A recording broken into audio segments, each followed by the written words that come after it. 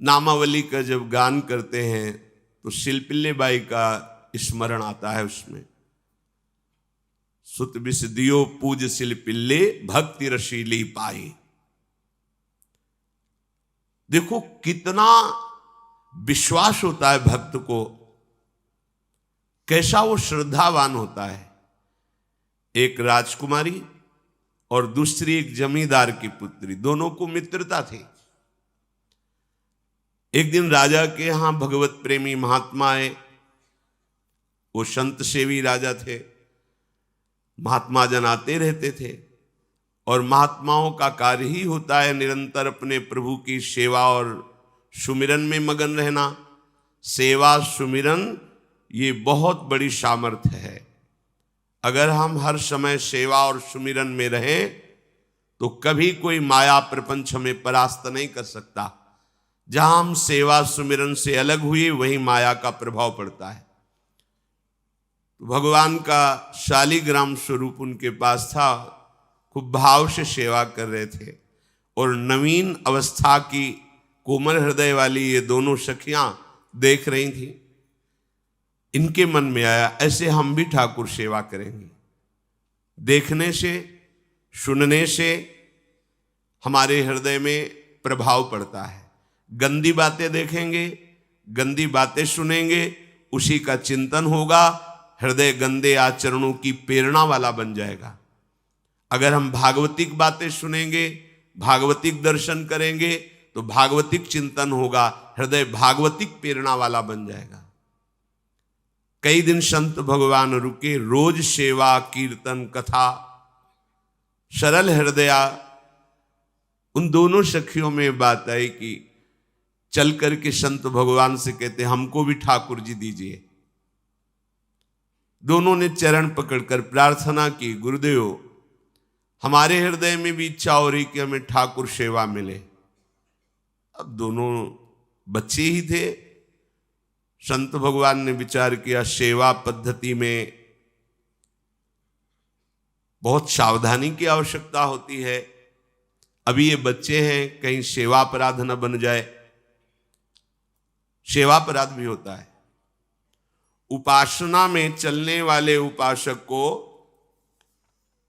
सेवा अपराध और उप सेवा अपराध 32 ये 64, इन पर सावधान रहना चाहिए। ये गलती नहीं होनी चाहिए। जैसे आप ठाकुर सेवक हैं, अपने घर में सेवा विराजमान किए हुए हैं। अब जैसे आपको ठाकुर जी के दर्शन के लिए जाना है, जहां तक ठाकुर जी के दर्शन करने के लिए जाना है, हो सके तो पादुका न पहने, नंगे पैर दर्शन करने जाए।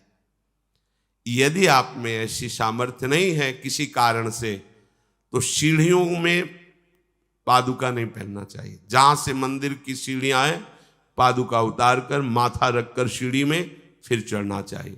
खड़ाओं या पादुका पहन करके श्री विग्रह के दर्शन करने के लिए जाने में फिर अपराध लगता है। अरे अपने मालिक के दर्शन करने जा रहे हैं, स्वामी के दर्शन करने जा रहे हैं, प्रभु के दर्शन करने जा रहे हैं, तो अपनी कुटिया से और मंदिर तक नंगे पैर जाना चाहिए। ये भावना रखनी चाहिए। भरत जी जा रहे हैं प्रभु के दर्शन करने के लिए, अयोध्या से पैदल ही चले थे, तो सुकुमार चरणारविंद तो बड़े बड़े फफोके छाले पड़ गए थे। वशिष्ठ जी ने देखा, सबने मिलकर भरत जी से कहा पालकी पे बैठ जाइए। तो उन्होंने कहा हाँ, मेरे प्रभु यहाँ नंगे पैर चले हैं और मैं पालकी पे बैठ जाऊं? उचित तो यह है कि अपने प्रभु के दर्शन के लिए मैं जा रहा हूं, तो जहां जहां प्रभु के चरण पड़े वहां मेरा शीश पड़े, अर्थात सिर भर जाऊं। उचित मोरा सबते सेवक धर्म कठोरा। यहां मैं सर के बल चल के जाऊं पर असमर्थ हूं। तो आप कह रहे हैं पैर में छाले पड़ गए, आप सवारी में बैठ जाइए। ऐसा नहीं हो सकता। तो अपने प्रभु के दर्शन करने के लिए जब जाए तो हो सके, सामर्थ्य हो तो पादुका न पहने, कोई खड़ाऊं चप्पल जूता आदि ना पहने। अगर पहने हैं तो बस सीढ़ी तक ही पहन कर जाए, ऊपर सीढ़ियों के नहीं। इतने सुकुमार मत बनो, ये आग में जलाया जाएगा शरीर, ये गाड़ दिया जाएगा शरीर, इससे ज्यादा प्यार ना करो। अब इतना दृढ़ विश्वास कि ये बच्चे हैं, सेवा भाव कैसे पूर्ण कर पाएंगे? तो उन संत भगवान ने दोनों बच्चियों से कहा, आप कल ठाकुर जी लाएंगे, हम आपको दे देंगे। तो गांव में घूमे तो आसपास गोले गोले से पत्थर मिले, पत्थर लाए 2 और कहा कि ये लो तुम्हारे ठाकुर जी हैं। दोनों को दिया। देखो गुरु वचनों पर और गुरु प्रदत्त सेवा वस्तु पर कितना भाव होना चाहिए। उन्होंने दृढ़ विश्वास किया कि मुझे भगवान गुरुदेव ने दिया, ये भगवान है मेरे। दोनों ने अपने हृदय से लगाया। अब एक जमींदार की पुत्री थी, एक राजकुमारी, स्वर्ण के सिंहासन में, और उनका नाम रखा शिलपिल्ले ठाकुर। शिल मतलब पत्थर, तो उनका तुम्हारे ठाकुर का नाम शिलपिल्ले गोविंद है। दोनों सिंहासन पर रखकर आराधना करती। भाव प्रतिपल बढ़ता गया, नाम निरंतर जप। गुरु प्रदत्त ठाकुर पर विशेष चमत्कार हृदय में प्रकट होता है यदि उन्हीं की नियमावली से चलो। अपने मन से बाजार से खरीद लाए, विराजमान किए हैं, कभी सेवा की कभी नहीं की, वो भी अच्छा है, कम से कम भागवतिक भाव तो है। लेकिन सिद्धि जो प्राप्त होती है वो गुरु कृपा से, गुरु प्रदत्त ठाकुर से। जैसे धन्ना जी को भांग के बट्टे में ठाकुर जी प्रकाशित हो गए, गुरु प्रदत्त। अब ये सखियां जब बड़ी हुई तो इनके ब्याह की बात हुई। तो जो राजकुमारी थी उनका राजकुमार से किसी से ब्याह तय हुआ, ब्याह हो गया। अपने माता पिता से जब विदाई ली तो अपने ठाकुर जी को जो सिंहासन में थे, सिंहासन से एक सुंदर पेटी में से और गोद में रखकर, और अंदर ही अंदर जल रहे हैं कि प्रभु मैंने प्रीतम आपको माना है, संसार के व्यवहार में ये प्रीतम बना हुआ है, पर प्रभु हमारे प्रीतम 2 नहीं हो सकते, हमने हृदय से आपको माना। इसी विचार में वो बड़ी उदास है। पहले पालकियों में ऐसा राज सैनिक चल रहे हैं, पालकियों में वो बहू जा रही है और राजकुमार घोड़े पर। राजकुमार बार बार पालकी के समीप जाता, दर्शन करने की इच्छा होती है ना, तो उदास देखता, मन में बड़ी गिलानी हुई। उसने कहा, एक नदी थी, उसने कहा यहां हम थोड़ी देर विश्राम करना चाहते हैं, राजकुमारी की पालकी रखी जाए और सैनिक दूर खड़े हो। वो राजकुमार वैसे ही आज्ञा हुई। तो बात करना चाहते हैं पर वो ना देखती है और ना बात करती है। और इतना सुंदर रूप, क्योंकि ब्रह्मचारिणी और भगवत आराधना। अब उसके हृदय में जलन हुई कि ऐसा क्या है जो हमसे बात नहीं कर रही। बस बार बार ऐसे पिटारी खोल के ऐसे ठाकुर जी को देखती। नाम जप और सेवा के प्रभाव से वो सिल नहीं रह गया था, वहां उसको सांवरे श्याम सुंदर की झांकी मिलती थी। जब अपने शिलपिल्ले ठाकुर जी को देखती तो ललित त्रिभंगी श्री लालजू महाराज श्याम सुंदर दिखाए, अत्यंत आसक्ति। गुरु प्रदत्त किसी भी शब्द में, किसी भी वस्तु में दिव्यता होती है, बस हमारी भावना होनी चाहिए। अरे बोले ये हम नहीं दे सकते, ये गुरु प्रदत्त है, नहीं हम प्राण दे सकते हैं, लेकिन ये नहीं। जिसका गुरु वचन पर, गुरु प्रदत्त वस्तु पर, गुरु प्रदत्त ठाकुर पर दृढ़ निष्ठा हो गई, वही सिद्ध हो जाता है। अब उसने समझ लिया कि पिटारी में जो कुछ है यही हमारे और राजकुमारी के बीच में बाधा है। 2-4 दासियों को बुलाया और कहा इनको बातों में उलझाओ, पिटारी पीछे हमें दो। वो प्रवीण दासियां उनको विनोद भाषा में, हंसी मजाक में बात, लेकिन वो उदासीन। धीरे से गोद में पेटी थी, ले ली, हम लिए हुए हैं, आप बातचीत में सारा, और पेटी उनको दे दी। राजकुमार ने राजकुमारी से कहा यही पेटी तो हमारे आपके बीच में बात, फेंक दी नदी में। अब तो जो उसके हृदय में पीड़ा हुई, भारी व्याकुलता। अब राजकुमार है, सैनिकों के साथ तुरंत पालकी उठवाई, महल ले गया। पर वो आसक्त है, इतनी सुंदर राजकुमारी, क्योंकि भागवतिक तेज से संपन्न में आकर्षण होता है। राजकुमारी ने कहा, यदि हमारे ठाकुर नहीं तो मैं नहीं। आज से अन्न जल त्याग, प्राण त्याग दूंगी अगर हमारे ठाकुर जी हमारे समीप नहीं तो। आज से अब एक बूंद पा कैसे पिए? अपने ठाकुर को भोग लगा के पाला है और ठाकुर जी फेंक दिए गए। भारी व्याकुलता, जैसे मीरा जी कहते, दृश्य बिन दुख न लागे नैन, न रात में नींद है न दिन में अन्न जल है, व्याकुलता। अब भयभीत हो गया राजकुमार।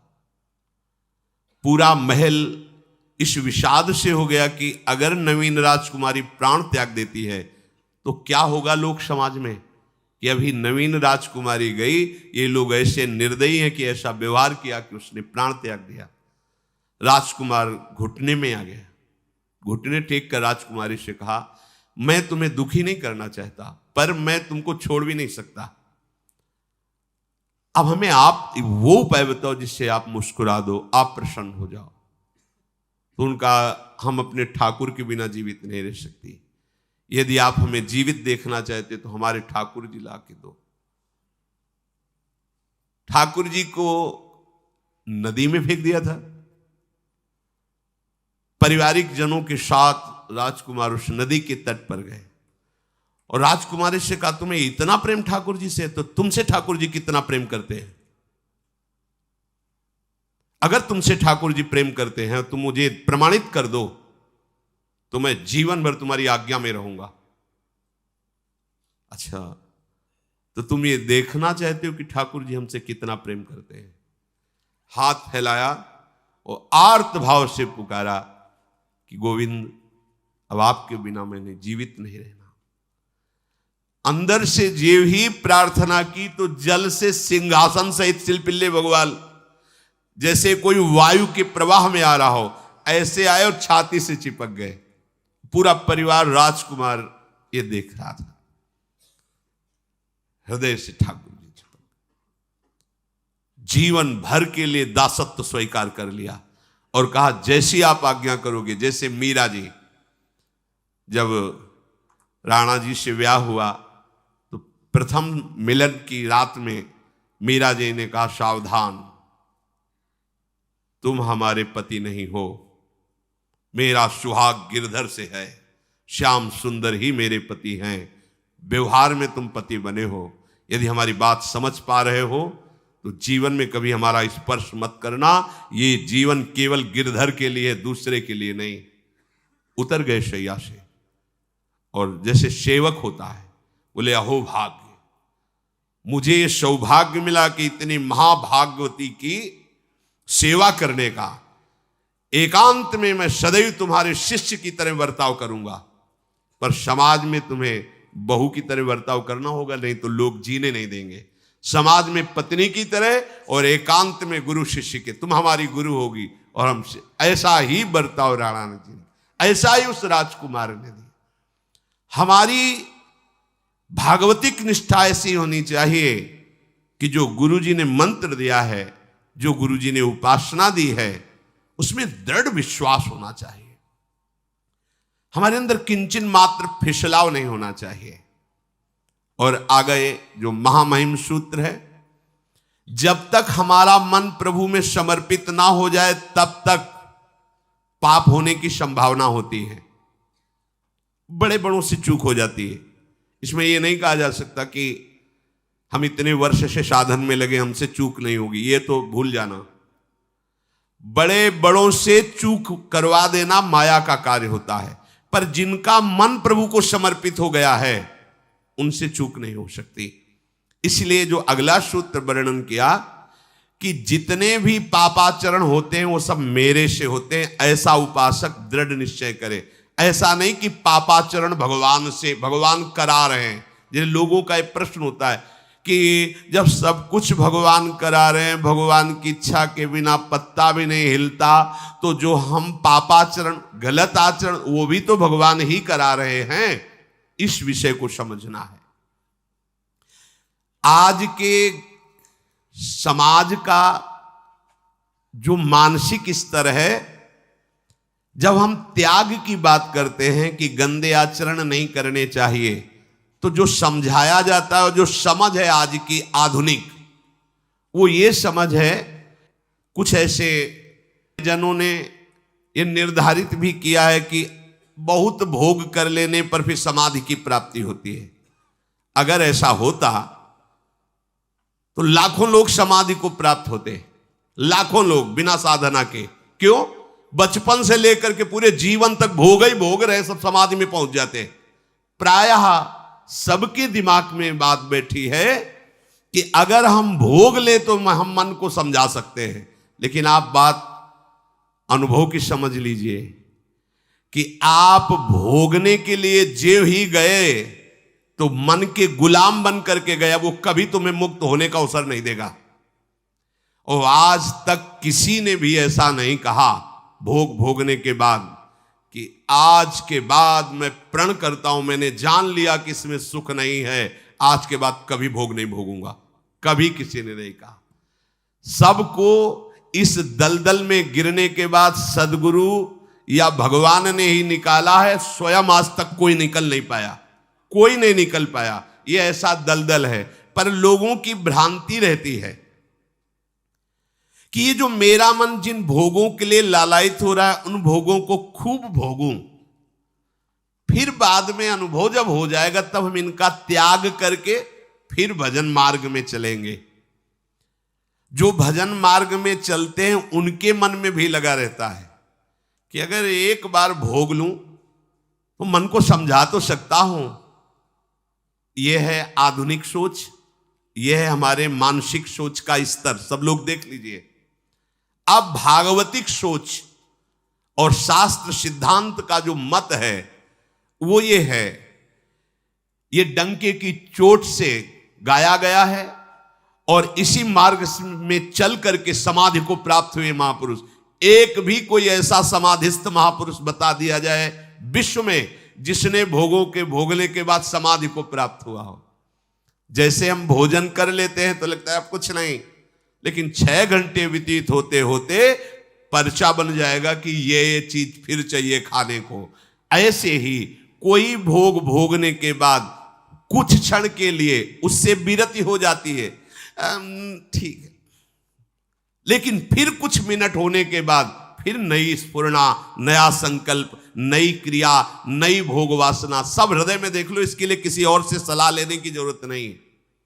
इसलिए ये जो संतों का मत है, शास्त्र का मत है कि भोगों के भोगने से भोग वासना दृढ़ होती है, कामना बढ़ती है, ना कि शांति मिलती है। लेकिन आधुनिकता में भोगों को भोगने से शांति मिलती है, ऐसी धारणा बनी हुई है और ये गलत है। और ये इतनी गलत हो जाती है कि हम हत्या करने लगते हैं, हिंसा करने लगते हैं, पूज्य जनों के साथ दुर्व्यवहार करने लगते हैं। आज तक भोगों में इति नहीं हुई। देवयानी जी भगवान शुक्राचार्य जी की पुत्री हैं। वो इतनी सुंदर हैं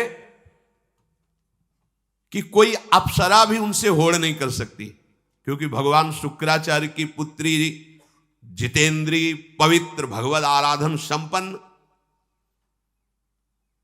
बड़ा प्रसंग है, उसको ना लेते हुए हम सारांश में बता रहे। वृषपर्वा की पुत्री शर्मिष्ठा, ये असुर राजकुमारी है।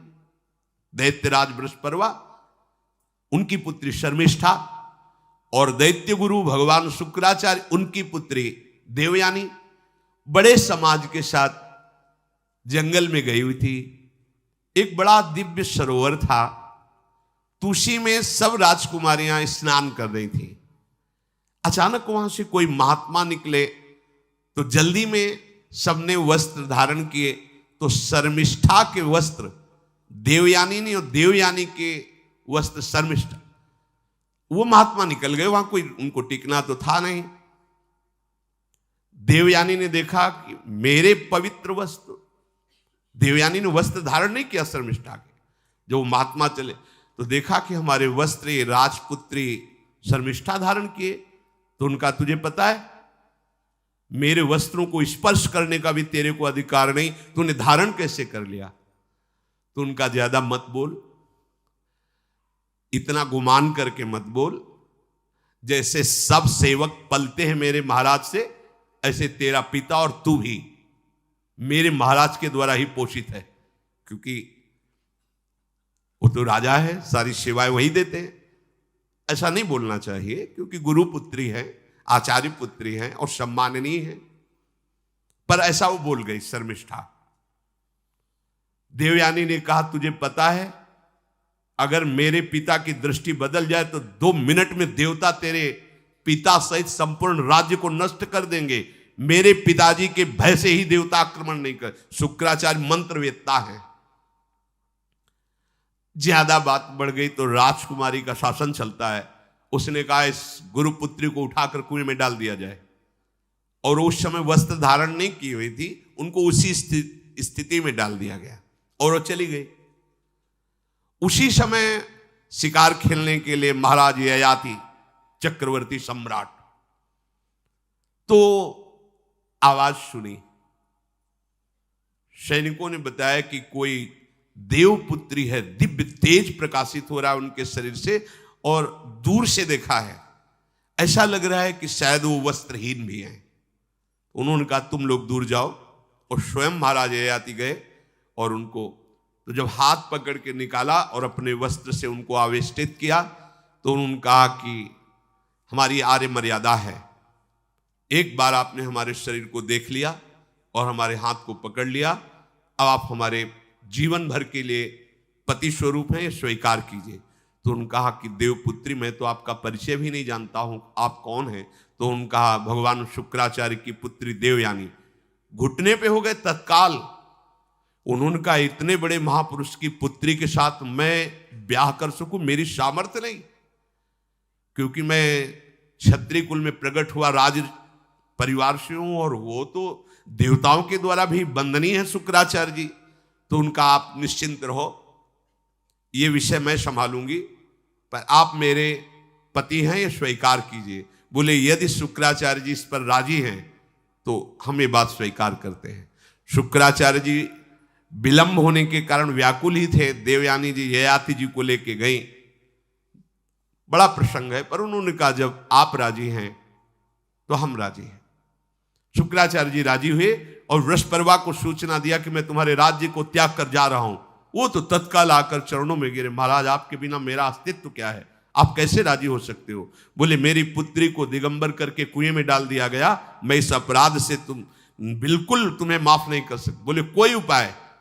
तो बोले देवयानी बोले। तो देवयानी ने कहा तुम्हारी पुत्री हमारी दासी होकर चले तो मैं तुम्हें क्षमा कर दूंगी। बोले बिल्कुल ठीक, तथास्तु। पूरे राज्य की रक्षा के लिए राजकुमारी शर्मिष्ठा को देवयानी की दासी भाव में अब महाराज ययाति के महल पे पहुंचे।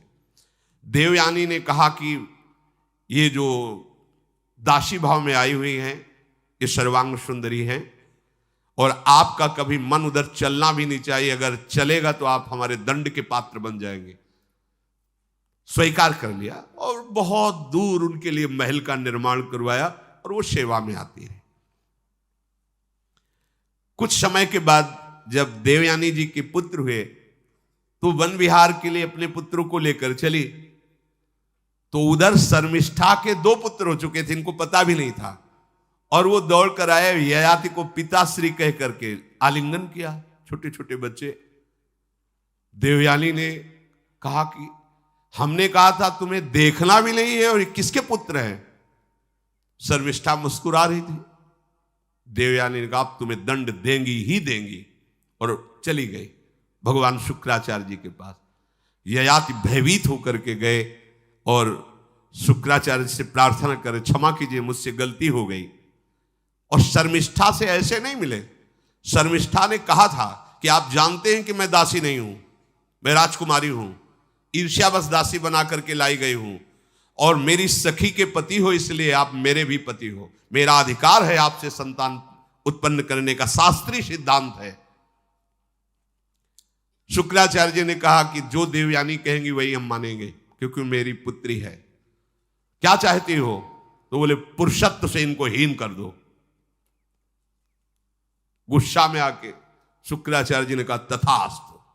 उसी समय महाराज ययाति पुरुषत्व से हीन हो गए और वृद्धावस्था छा गई शरीर में। अब ययाति ने कहा अब सुखी रहोगी तुम। तब देवयानी को भी होश आया कि ये तो क्या हमने अपना ही सर्वनाश कर लिया। कहा पिताजी अब इसका सुधार कैसे होगा? तो बोले जो पुत्र अपनी यौवन अवस्था दे देगा वही यौवन अवस्था इनके ऊपर आ जाएगी, वृद्धावस्था उसके पास चली जाएगी। महाराज ययाति ने अपने बड़े पुत्र यदु जी से कहा, तो उन्होंने कहा इसका प्रयोग कहां होगा? मां के साथ कदापि नहीं। मेरी यौवन अवस्था का प्रयोग मेरी मां के साथ कदापि नहीं, क्योंकि वो बड़े ज्ञानी महात्मा, इन्हीं के वंश में भगवान श्री कृष्ण का प्रादुर्भाव हुआ, इसलिए यदुवंशी कहे गए।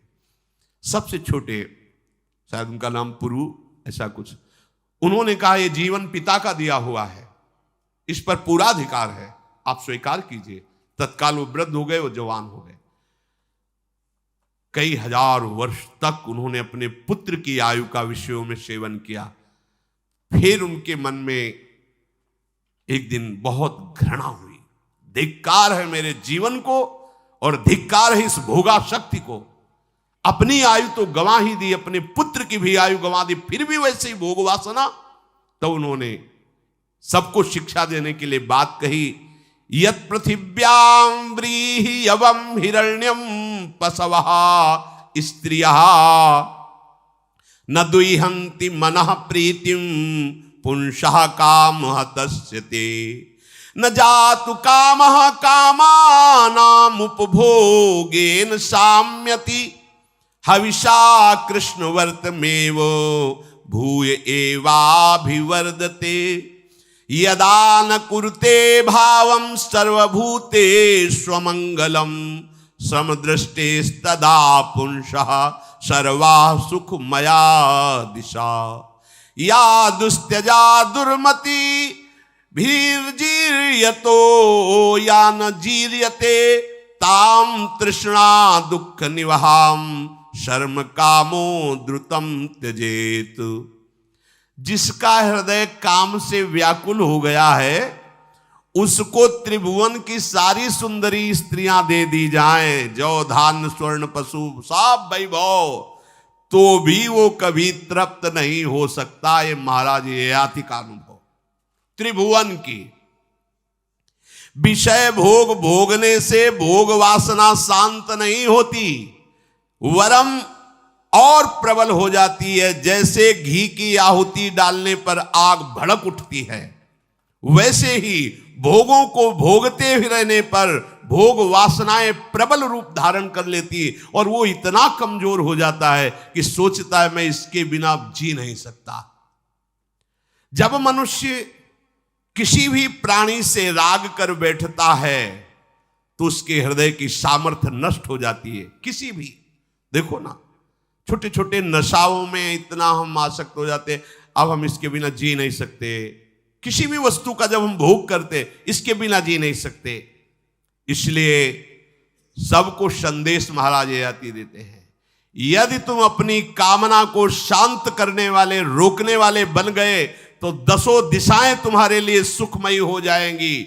विषयी पुरुष को तृष्णा रात दिन जलाती रहती है, बहुत भोग भोगने पर भी वो कभी शांति या तृप्ति प्राप्त नहीं कर पाता। इसलिए जब हम भगवत मार्ग में चलते हैं तो ये तृष्णा और कामना ये डाइन की तरह हमारे हृदय में लगी रहती है। तृष्णा भोगे हुए भोग को बार बार भोगने की इच्छा, कामना सुने हुए देखे हुए भोगों को भोगने की इच्छा। तो उपासक जब तक अपने मन को प्रभु में नहीं दे पाता तब तक मन ये धोखा दे देता है। इसलिए बहुत सावधान रहना चाहिए। प्रभु की शरण में होकर के नाम जप करो और सदैव गुरुजनों की आज्ञा पर रहो, तो ये काम कामना वासना ममता आसक्ति राग द्वेष ये तुम्हें बांध नहीं पाएंगे। इनकी कृपा से आपको भगवत साक्षात्कार हो जाएगा। गुरु वाणी, संतों की वाणी ये हमारा जीवन बन जाए। अगर ये जीवन नहीं है तो फिर मन हमें ऐसी जगह फंसा देगा जहां से हम निकल नहीं पाएंगे। इसलिए सावधान होकर जीवन व्यतीत कीजिए। बड़ा अमूल्य जीवन है, अमूल्य जीवन का लाभ है भगवत प्राप्ति, भगवत साक्षात्कार। श्री राधा वल्लभ लाल।